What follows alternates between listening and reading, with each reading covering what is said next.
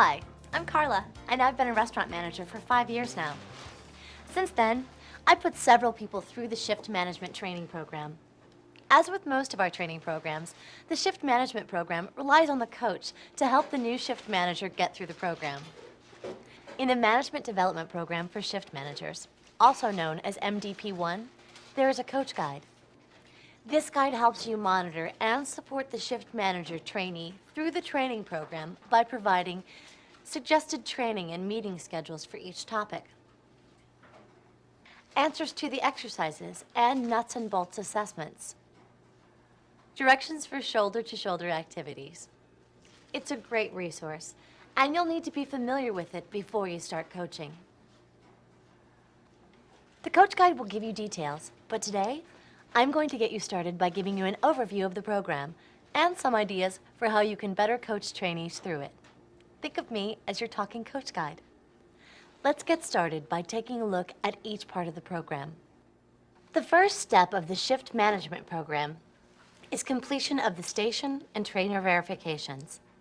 Use these to make sure the trainee has a basic understanding of operations and the skills needed to train other crew before they begin learning how to run a shift.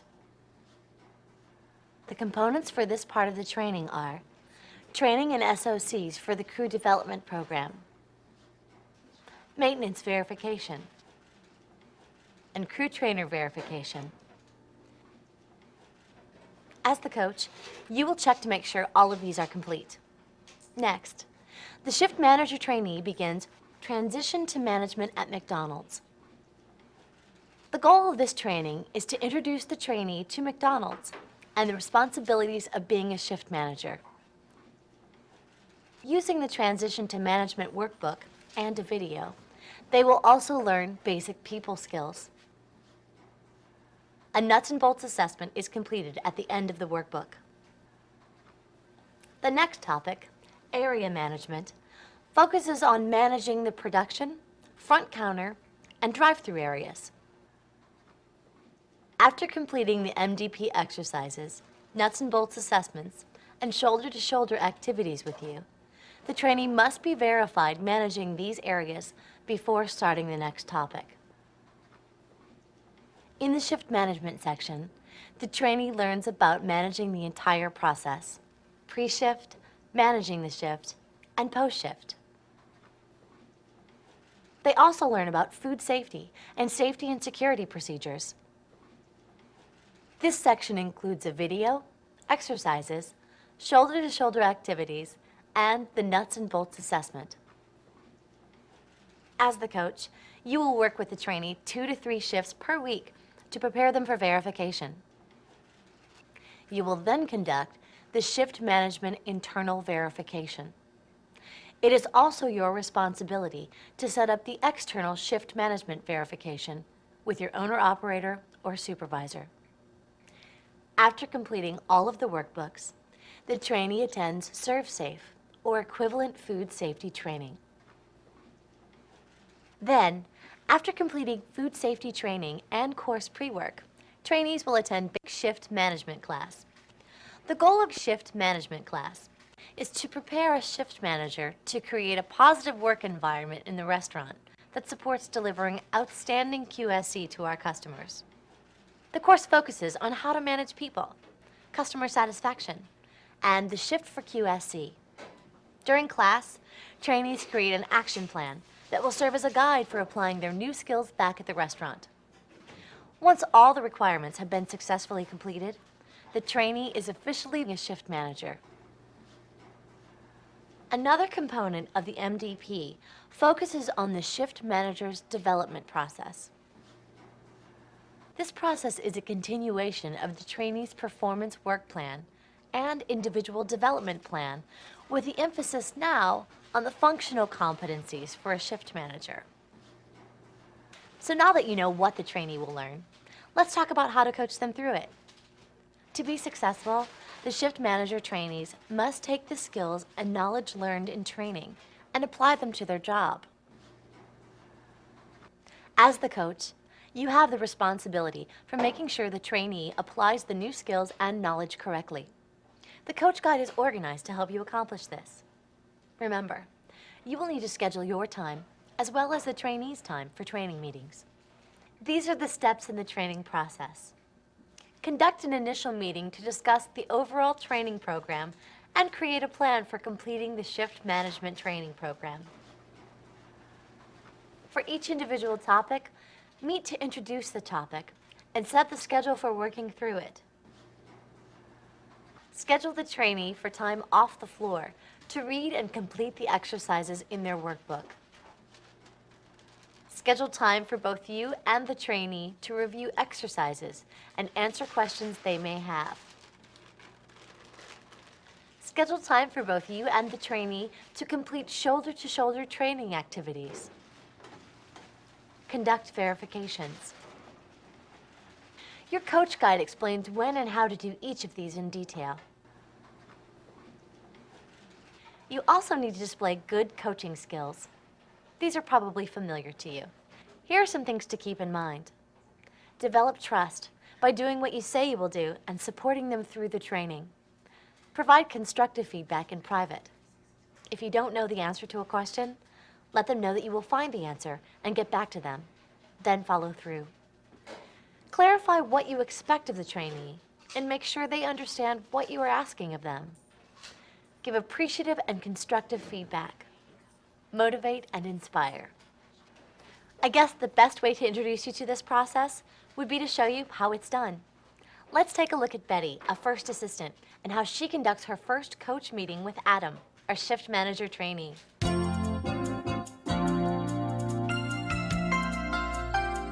Adam, I'm excited about your shift management training. I know you're going to do a great job. Nah, thanks, Betty. I'm excited too. I can't wait to get started. I'll be your coach during the training. There are two main components to the training program: working through the workbooks in this binder and attending the classes. While you're working through the workbooks, I will meet with you at various points to answer questions and review your work. What else can I expect? Well, we will do some shoulder-to-shoulder activities together to help you learn specific... It's important to start the trainee off on the right foot. Betty made sure she scheduled time to meet with Adam, inspired him by sharing her excitement, and made sure that Adam understood the expectations for completing the program. During this meeting, she also took the time to set up a schedule for the first part of Adam's training. Before the trainee begins each section in the MDP, you will meet to review goals, key concepts, and learning objectives. During the meeting, set a training schedule that includes the shoulder-to-shoulder activities, reviewing workbook exercises and progress checks, and verifications. Let's watch how Betty introduces the Transition to Management at McDonald's workbook to Adam. Adam, now that you have completed your station and trainer verification, we are ready to begin the Transition to Management at McDonald's section. As a McDonald's manager, I expect you to learn the basic people skills so that you can lead the crew during your shift. You are also the hospitality ambassador to crew and customers. This workbook contains the reading and written exercises you need to complete. You'll also need to watch the basic people skills video. Then you'll shadow James for a complete shift. He is one of our top shift managers. And we'll meet to review your work and I'll answer your questions. Okay, I get it. So I'll read these pages and I'll complete the exercises. Then I'll work a shift with James to see how it's really done. And then you and I will meet again. That's right. Oh, and make sure that you write down any questions that you have as you're working through the workbook and you're completing the exercises. We'll discuss them when we meet. Now, of course, I'm here to help you and to answer any questions that you have at other times, too. I've arranged for you to work Monday's shift with James and have given you extra hours to work on your MDP. How does that sound? Pretty good. I do have one question, though. How do I know how to manage the crew? Well, let's look at the objectives in this workbook and discuss how the training can help you with that question. Shadowing James will also help to give you an idea, and I can give you some examples from my own experience. Okay. So, let's take a look at After you introduce each topic, the trainee will begin reading the workbook and completing required activities. Each workbook contains both exercises and nuts and bolts assessments. Many of the exercises require the coach to discuss the topics and ask the trainee about their responses. Make sure you schedule time to meet with the trainee and discuss these. This follow-up is important to gauge the trainee's understanding. For both the exercises and the nuts and bolts assessments, you'll want to make sure that the trainee gets most of the answers correct. If they don't, Provide them with the resources they need to review, then ask them to retake the assessment after they study the resources. The suggested answers are in the Coach Guide.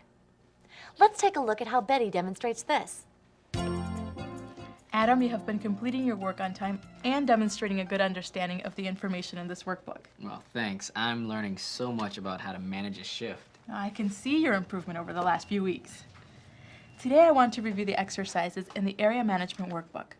Let's start out by first taking a look at any questions that you might have had while completing the workbook. Okay, well, I had a question about the what's first exercise, actually. Okay. Well, how did you categorize the situations? Well, I responded by saying cups and lids that need to be restocked.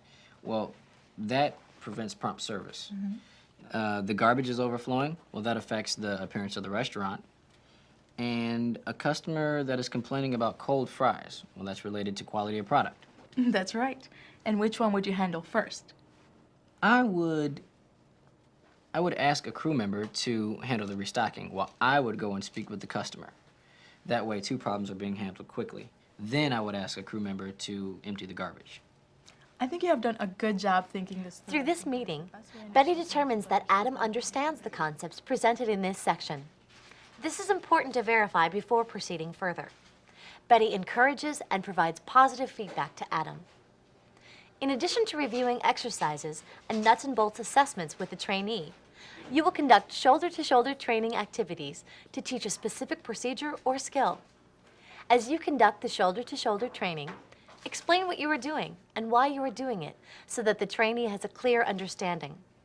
Make sure the trainee knows that you are there to help and that they will improve with practice. Give specific constructive feedback. Refer to your Coach Guide for activity directions. Let's watch Betty conduct a shoulder-to-shoulder activity from the shift management section. Let's go over how you ran that shift. To give us an idea of how we did compared to targets, let's take a look at the KVS, drive-through, and front counter reports.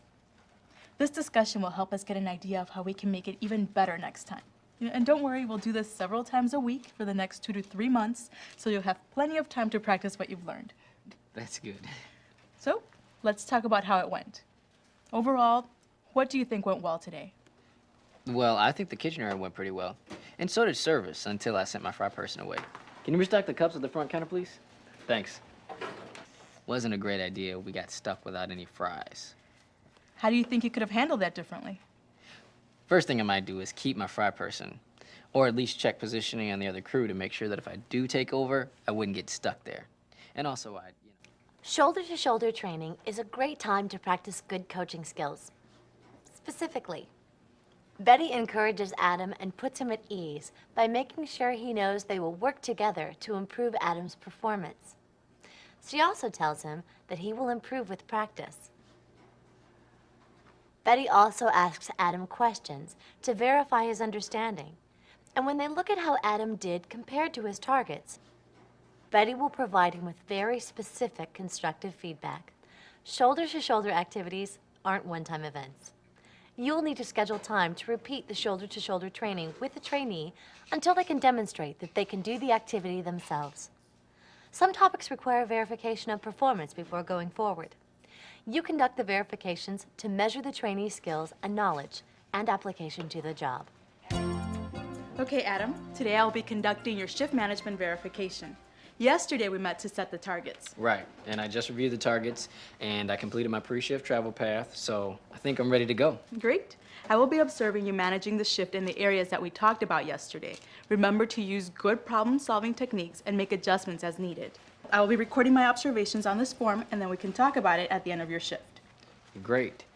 Thanks, Betty. I'm really looking forward to managing the shift today. That's why I work so hard through the program, so really hope I do well. I know you will. Betty did a good job preparing Adam for the shift verification. Another important responsibility you have as the coach is to prepare your trainees for the shift management class. Meet to discuss the pre-work and talk about the objectives of the course. Then, schedule a meeting after the course to review what the trainee learned and the action plans they developed. This is a critical time for the trainee. They come back from class really excited about what they can do. Help them apply this excitement as they continue their work in the restaurant. You've just seen how to coach a trainee through each MDP topic, from the initial meeting all the way through to verification. The Coach Guide will give you specific details about each workbook topic. Each section of the Coach Guide corresponds to a workbook in the trainee's binder, so you can move through the guide right along with the trainee. As you saw in the examples, coaches are supportive and encouraging throughout the program. They make sure to schedule time to meet with and coach the trainee. They also schedule the trainee's time to complete all of the training activities. This sets up the trainee and the restaurant for success. So there you have it. With a little prep work and your Coach Guide, you are going to be great. Let's review what we talked about. The shift management program is made up of several MDP sections that the trainee will work through with you as the coach. They will also take a Serve Safe course and attend shift management class. The Coach Guide is aligned with the MDP and classroom sessions and contains the meeting schedules and outlines to prepare. It also contains answers to exercises and assessments.